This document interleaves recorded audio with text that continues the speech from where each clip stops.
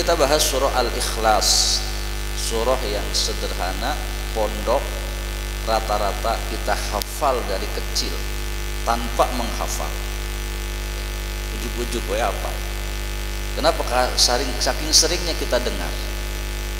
Tetapi permasalahannya karena hafal tanpa menghafal atau hanya dengar-dengar saja kemudian hafal, surat yang pendek ini banyak dibaca dengan kondisi salah,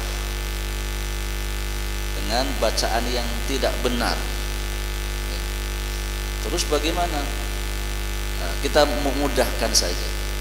Para ahli qiraah, ulama-ulama qiraah, kalau bacaan tidak benar maka dosa kita. Membaca Al-Quran dalam kondisi bacaan tidak benar maka berdosa. Atau ketika diteliti menjadi ada makna-makna yang salah. Tetapi secara ringannya, insya Allah kalau memang hanya itu yang dimampui, maka tidak ada beban yang dibebankan kepada seseorang kecuali sekemampuan. Tapi kalau kemudian mampu diperbaiki, ya diperbaiki.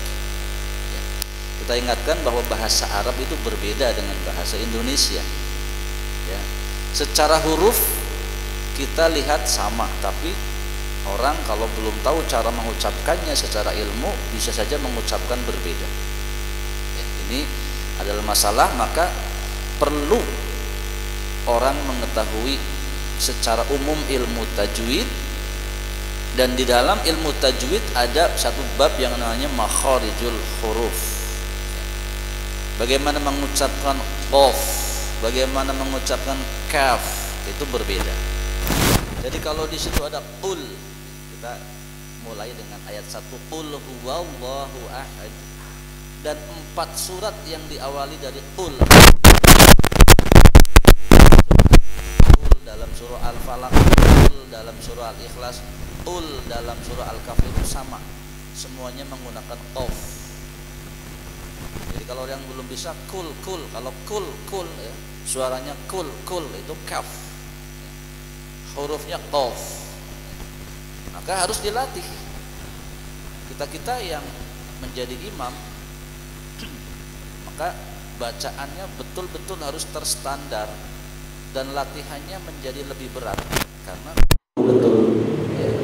Jadi kita melatih qaf itu berat. Kalau sebagian orang mudah, sebagian orang susah. Maka yang mudah alhamdulillah, yang susah memanglah harus tetap diusahakan. Ya latihan terus kokiku, ako sampai bunyi to. Kalau dalam bahasa Indonesia hurufnya ti, ya. Huruf tiu dalam bahasa Inggris atau ti. Ya. Jadi tidak bunyi kul tapi bunyi kul. Ya. Qaf. Itu pada rata-rata qul dalam Al-Quran pakai qaf. Dan kalau salah bagaimana? Terganti dengan kaf. Nah ini masalahnya. Kenapa harus dibetulkan sampai betul? Karena ada satu kalimat atau satu kata yang persis bisa. Jadi kalau ditulis pakai Arabnya itu persis. Qaf dengan lam di doma jadi qul, artinya katakanlah. Nanti ada kaf dengan lam, kaf di domah, lam di sukun, kul, kaf ya. Jadi bunyi dia kul, bukan kul. Ya. Artinya makanlah. Dari akala yakulu, fiil amrnya kul, makanlah. Ya. Kata Nabi kul biyaminik, ya makanlah dengan tangan kanan. Nah, itu kaf. Nah inilah karena ada perbedaan atau persamaan yang mirip sekali, maka setiap kita harus membedakan kul apa kul.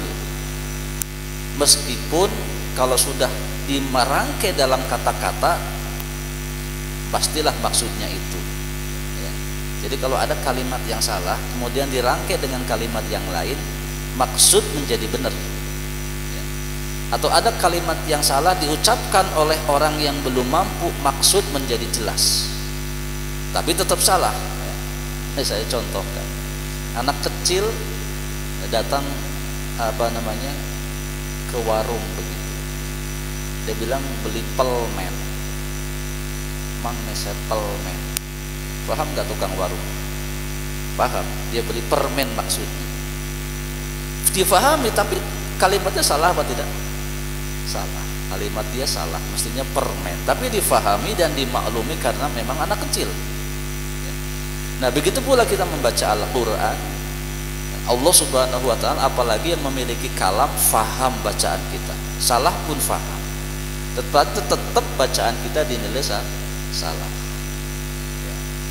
Nanti konotasinya sama ya, kalau bacaan salah kemungkinan kita ya karena dia anak kecil gitu ya, atau karena belum bisa, tetapi tetap kemudian berusaha untuk memperbaiki. Inilah perlunya pembelajaran tahsin atau tajwid agar kita betul-betul mampu mengucapkan.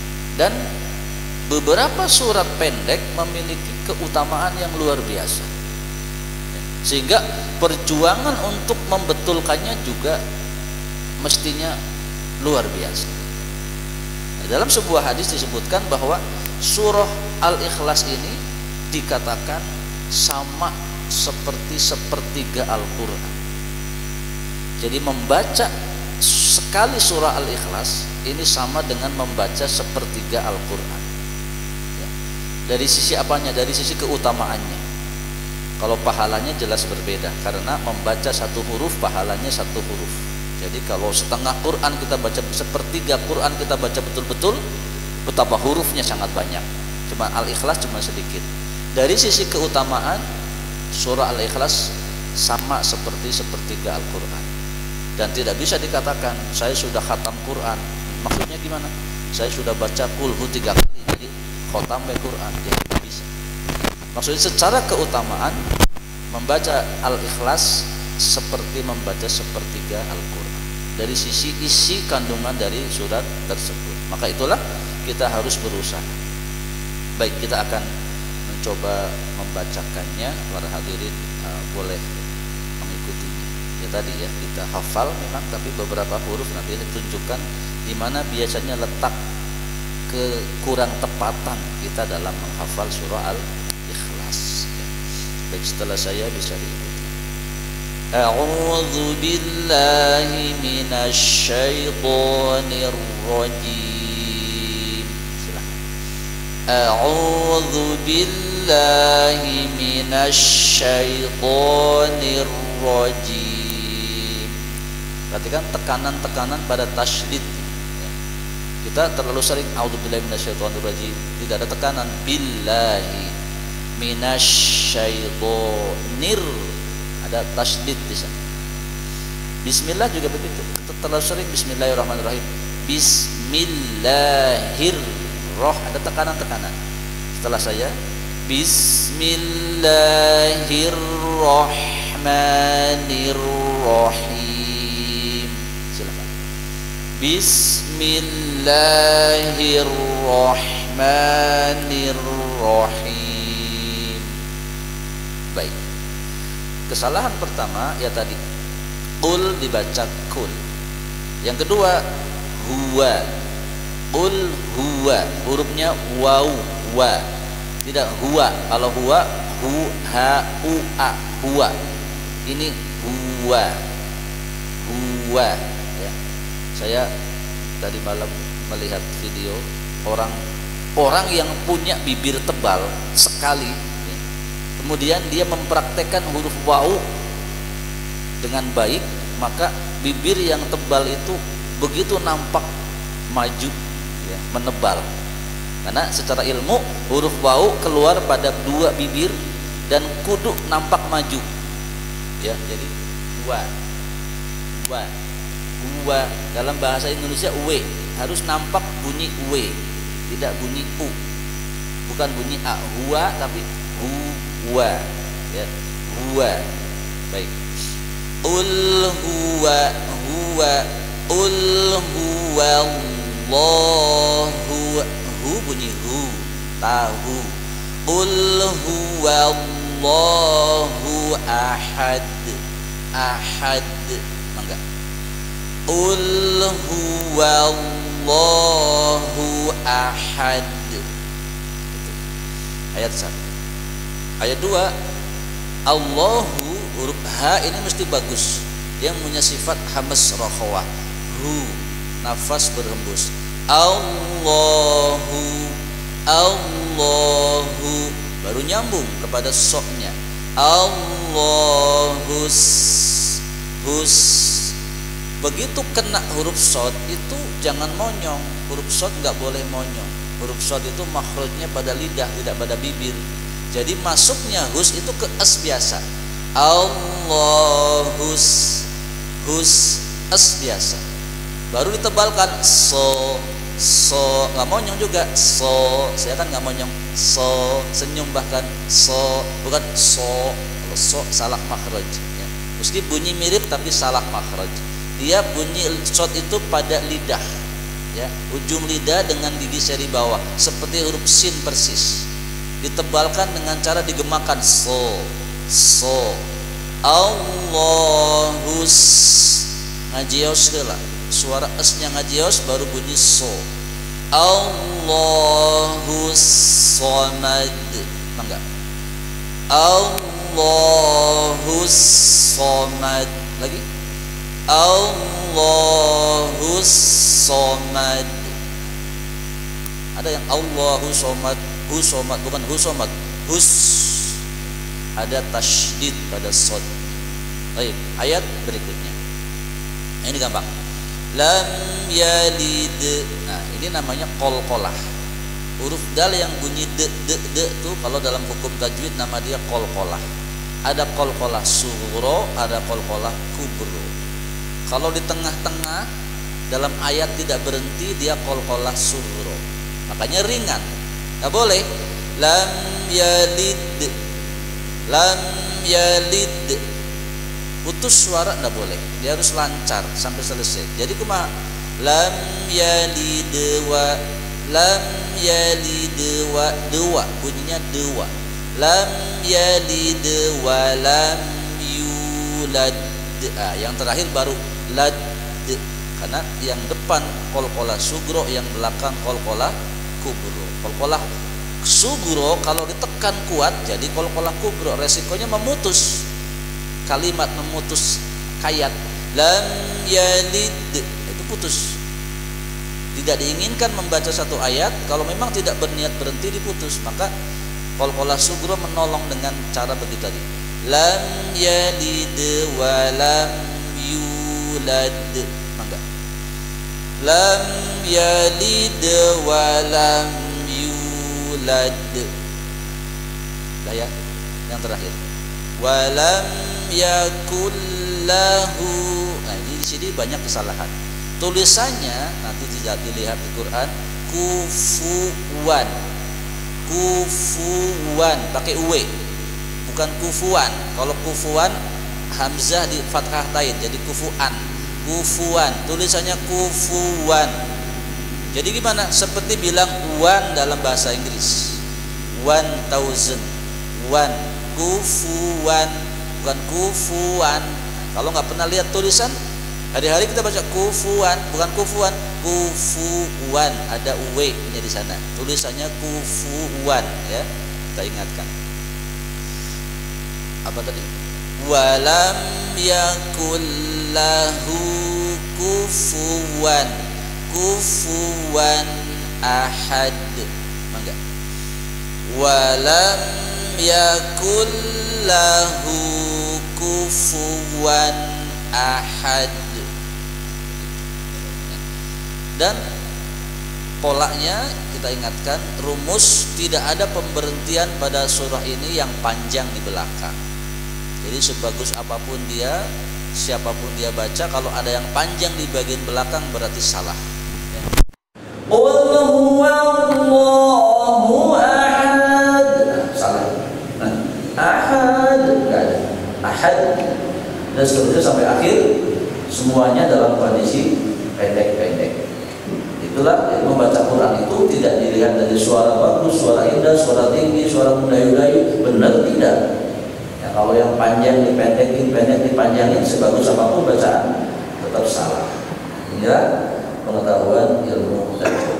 Saya ulang sekali lagi. Bismillahirrahmanirrahim. Silakan. Bismillahirrahmanirrahim. Bismillahirrahmanirrahim. Qul huwallahu ahad. Qul huwallahu ahad. Allahus samad. Allahus samad. Lam yalid wa lam yulad.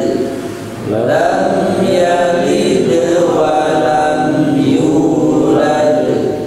Wa lam yakul lahu kufuwan ahad. Wa lam yakul lahu kufuwan ahad. Satu yang ketinggalan. Huruf af, fa dalam Arab tidak boleh diganti ap. Ya, punten orang Sunda khususnya, kalau saya Jawa jadi tidak ngerti bahwa ternyata di sini huruf af itu pakai ap. Alfa jadi alfa, gitu ya. Dan di sini ada kufuan, nggak boleh kufuan fu. Jadi yang belum bisa, belum mantap bahwa huruf fa dalam Arab tidak boleh diganti kepada ap. Ya, nanti nggak boleh liila pi Quraisy, ampus aku, mampus nanti jadinya. Ya, dalam surah apa namanya ada ihnil manfush, kita jadi mampus, jadi jauh bisa salah. Jadi diingat-ingat dan semuanya diperbaiki. Ia pun melakukan hal yang demikian di setiap rakaat. Ya. Para sahabat lainnya berbicara. Ya. Memangnya nggak ada yang lain. Ya. Mudahnya begitu. Ya. Sesungguhnya engkau membuka bacaanmu dengan surat ini, kemudian engkau tidak menganggap hal itu telah cukup bagimu. Apa nggak cukup dengan satu surat saja? Ya. Maka jika engkau ingin membacanya, bacalah surat itu saja. Maksudnya satu sajalah, jangan ditambah lagi dengan puluh itu. Kenapa? Karena memang ini tidak datang dari Nabi SAW. Nabi tidak mengajarkan selalu untuk berbuat demikian. Maka dia berkata, aku tidak akan meninggalkannya. Jika kalian suka untuk aku imami, maka lakukan. Jika tidak, boleh kalian tidak ikut sholat. Ya. Dan mereka telah menganggapnya orang paling utama. Ya, orang ini ternyata orang yang paling utama, jadi dianggap orang itu jadi imam dengan keadaan mereka aneh. Ya. Maka sehingga mereka datang kepada Nabi dan melaporkan hal itu. Maka Nabi bertanya, ya fulan, wahai fulan. Fulan itu nama yang disamarkan dari seseorang. Kalau dia masih A, ya. Wahai si A, ya fulan, ma yamna'uka an taf'al ma ya'muruka bihi ashabuk wa ma yahmiluka ala luzumi hadhihi surati fi kulli raka'ah. Faqala inni uhibbuha. Faqala hubbuka iyyaha adkhalaka al-jannah. Ya.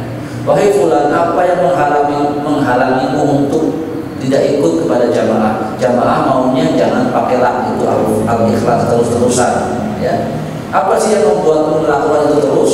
Kata dia, sungguh aku mencintai surat ini. Ya, orang ini mencintai sangat surah Al-Ikhlas. Kata Nabi, cintamu kepada surat itu memasukkanmu ke dalam surga. Jadi mencintai surah Al-Ikhlas dengan benar membawa orang ini disebutkan akan masuk surga.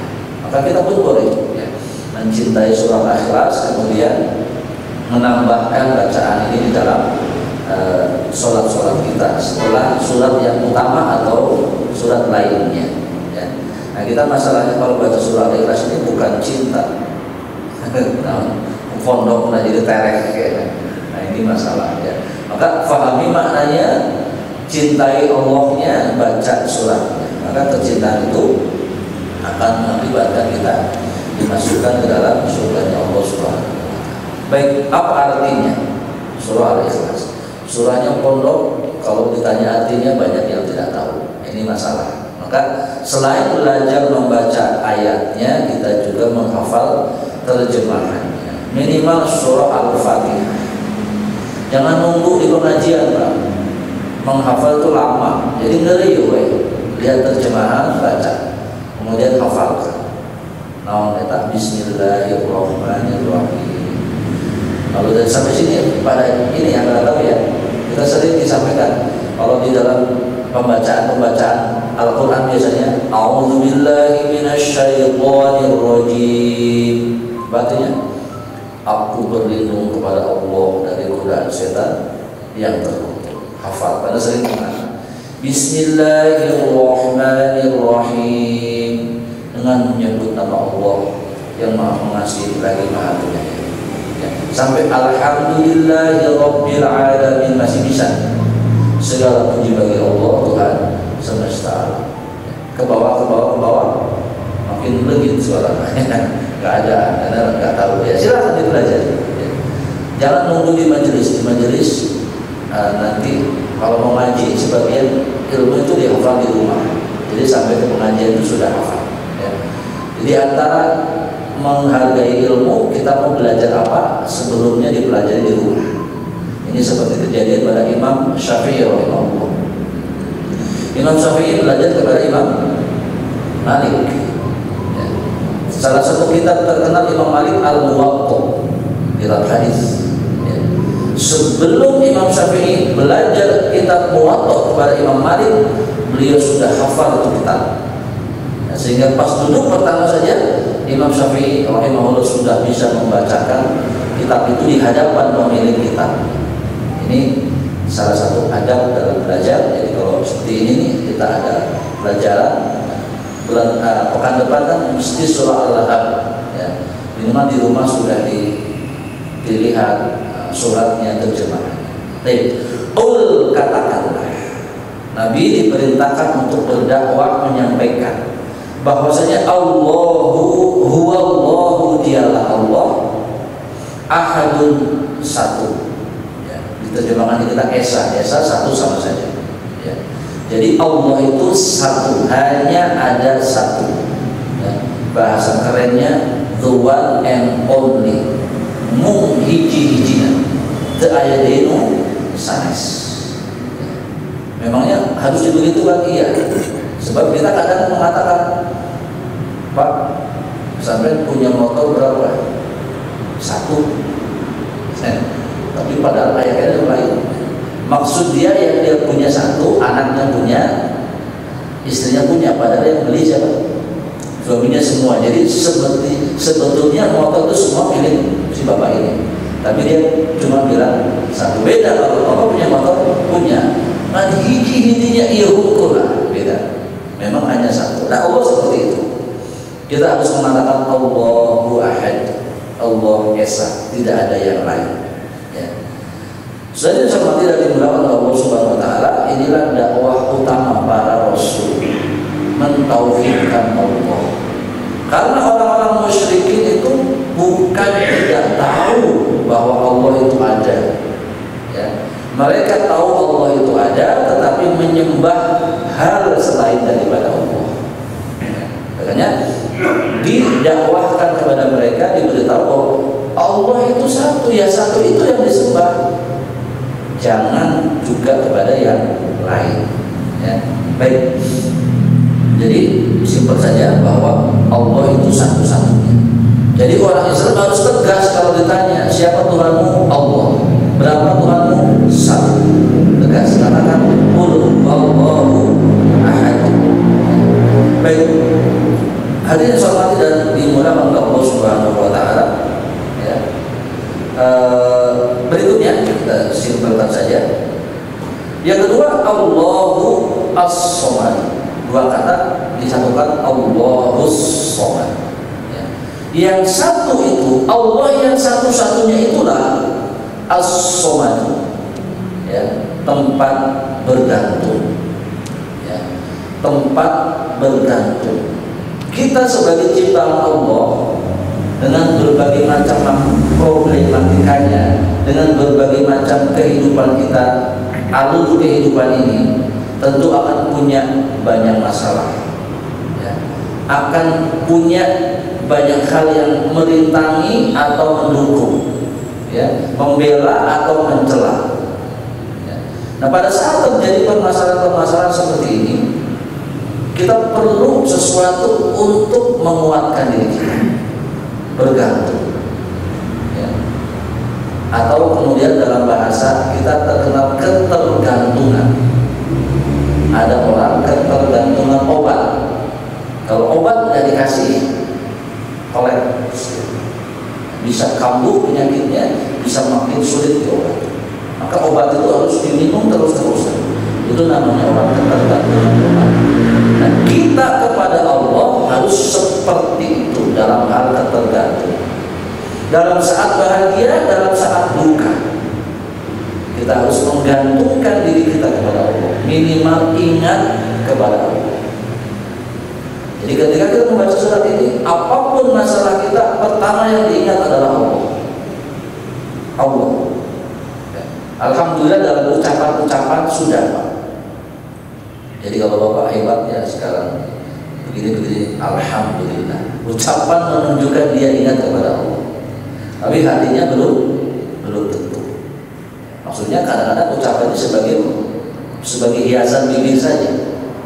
Dia mengatakan alhamdulillah, tapi hatinya pengennya yang dipuji dia aja.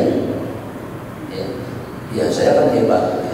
Kadang-kadang seperti itu. Orang mengucapkan alhamdulillah, tapi intinya dia tetap ingin dipuji. Maka itu belum alhamdulillah, ya. Belum mengatakan segala puji bagi Allah. Maka ketergantungan kita dalam hal senang ini mengaitkan seluruh kenikmatan kita berasal dari Allah.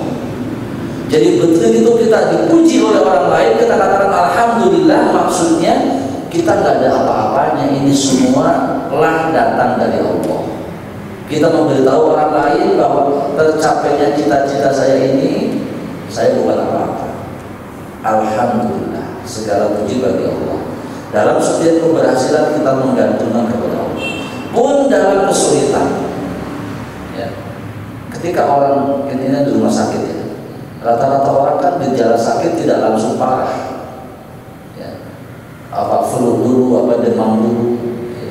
Nah, tetapi kebanyakan orang begitu hari pertama sakit, dia tidak menggantungkan dirinya kepada Allah. Ya. Kalau kamu riut, apa yang terpikir? Langsung obat, ya, bodrek lah, paramek lah. Kita begitu. Aduh puyeng, mesti yang terpikir obat. Dia tidak berpikir Allah dulu. Ya. Tidak langsung, ya Allah, saya pusing begini, ya Allah sembuhkan diriku. Tidak langsung seperti itu. Kebanyakan langsung obat-obatan. Oh demikian dengan anak-anak kita. Kalau sakit yang berpikir dokter obat, dokter obat. Itu memang akan jadi sarana untuk kita lakukan. Tetapi mestinya kalau kita baca Allahus Shomad, kalau ada kesulitan Allah. Dan dengan keyakinan yang sangat tinggi, beberapa orang selesai masalahnya kalau ingat Allah dulu. Ya, maka dalam semua hal saya sampaikan, ya, keyakinan ini sangat diperlukan. Dalam hal yang baik, apalagi yang salah telah terbukti. Ya. Jadi untuk hal-hal pertolongan-pertolongan ini, kebanyakan orang yang ini Quran surah Al-Ikhlas menunjukkan kita harus betul-betul hanya minta tolong kepada Allah. Dan banyak orang di negara ini atau umumnya masyarakat Muslim meminta tolong kepada selain Allah. Ya. Anu dagang kudu kanggo penglaris, ya. Anu hoyong janten padahal kedah nyimpen nyimpen itu, ya. Jimat dan lainnya, ini meminta tolong kepada selain Allah. Dan apabila bapak-bapak belajar satu ilmu, taruhlah ilmu kadidaya, tanpa keyakinan nggak bisa. Jadi orang yang belajar ilmu kebal, ya, ilmu tetelan di kadek, itu kan bukan sulap, itu kan memang ada betul-betul orang yang memang dia nggak mempan ditusuk itu, diiris itu nggak mempan, bukan dengan pisau mintul, dengan pisau tajam, bahkan dengan tembak di pistol nggak mempan, itu ada. Ya. Itu dipelajari, itu ilmu perdukunan, ilmu sihir. Nah itu teh dilakukan dengan keyakinan yang paling tinggi. Disitulah letak kesyirikannya. Kenapa sih syirik? Iya, dia belum sudah yakin kepada perkara itu. Dijauhkan keyakinan daripada Allah Subhanahu wa Ta'ala. Maka dengan sangat yakin jadi. Kalau kurang yakin jangan coba-coba. Kebanyakan gagal. Maka itu keyakinan kepada yang salah. Ya. Maka keyakinan kepada Allah harus lebih lagi. Yang tadi kalau kita ada masalah-masalah, yakin dulu kepada Allah, Allah yang selesaikan. Di luar itu usaha, karena kita ditakdirkan sebagai manusia yang harus ada usaha. Allah tidak akan merubah satu tahun kecuali orang itu kaum itu merubah dirinya sendiri. Jadi ketergantungan kita kepada Allah harus sangat tinggi. Allahus Shomad. Saat suka, saat tidak suka, saat senang, saat susah, gantungkan diri kita hanya kepada Allah. Minta tolong kepada Allah. Bersujud, bersyukur, berterima kasih juga kepada Allah. Baik, singkat lagi ayat berikutnya, lam yalid wa lam yulad. Ini menjelaskan tentang kedudukan Allah yang disalahfahami oleh umumnya agama lain.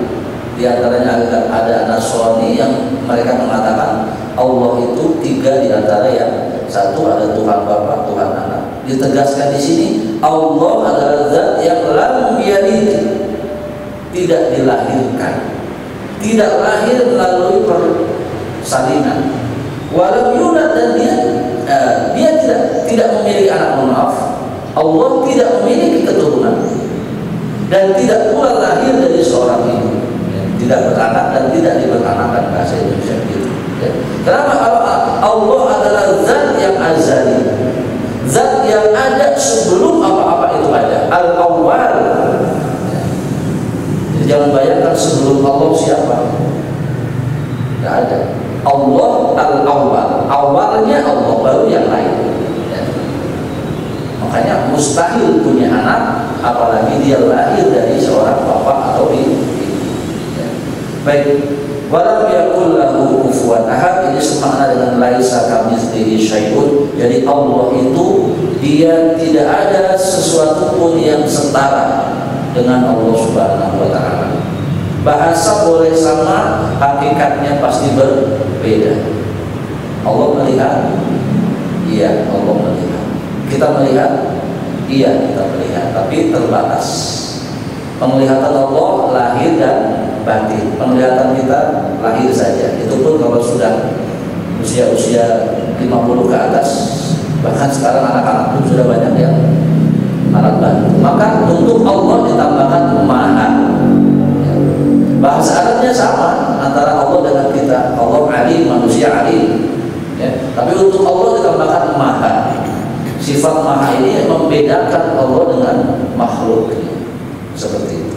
Apapun kalimat-kalimat yang sama dengan kita ditetapkan kepada diri Allah, hakikatnya berbeda. Allah adil, dia 100 lebih dalam Al-Quran, 100 asma Allah yang semuanya mengandung sifat, maka ditambahkan kalimat maha. Maha mendengar, maha melihat, karena perbedaan dengan makhluknya. Sepandai-pandainya makhluk tetap kalah dengan kepandaian Allah Subhanahu wa Ta'ala. Baik, hadirin yang saya hormati dan dimuliakan oleh Allah Subhanahu wa Ta'ala, intinya surat pendek ini mengandung makna yang tinggi, yang besar, yang agung, yang jika kita memaknainya, maka mari kita sama-sama untuk lebih yakin kepada satu-satunya Tuhan kita adalah Allah. Dan karena satu, jadi gampang untuk menggantungkan hal urusan kita kepada yang satu. Tujuan kita hanya Allah. Urusan apapun serahkan kepada Allah. Karena Allahnya satu, jadi kita dipermudah. Kemudian ketahuilah, salah besar keyakinan orang di luar Islam menganggap ada Allah punya ayah, atau Allah punya ibu, atau Allah punya anak. Dibantah dengan walam yalid walam yulad. Kemudian jika ada yang menyamakan sesuatu dengan Allah, tidak bisa. Ya, bahasa boleh sama, hakikatnya pasti berbeda. Walam yakul lahu kufuwan ahad, dan tidak ada seorang pun atau sesuatu pun yang bisa setara, sejajar, sama dengan Allah Subhanahu wa Ta'ala. Allah adalah Khaliq, kita adalah makhluk. Laisa kamitslihi syai'un wa huwas samiul basir. Jadi itu semoga kita semua tadi yang awal kita sudah membacanya, belajar membacanya. Belajar itu dapat pahala. Salah benar dapat pahala dari sisi Allah Subhanahu wa taala, khusus membaca ayat-ayatnya. Kurang lebihnya nanti ditambahkan lagi dalam pembelajarannya masing-masing di rumah.